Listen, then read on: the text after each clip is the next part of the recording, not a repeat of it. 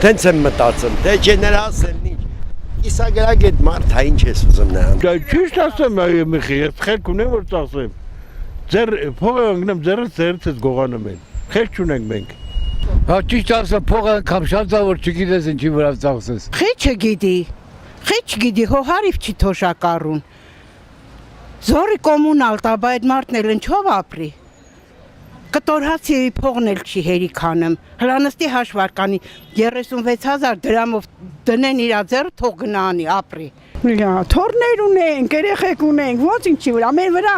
Դե վարչապետը ինքը իր տեղը տակա եւ ամեն ինչ է նորմալ օգտվում է։ Թող բարձրացնեն, թոշակառուն հետո կտեսնենք, կիմանա թե չի իմանա, ինչի վրա կծախսի։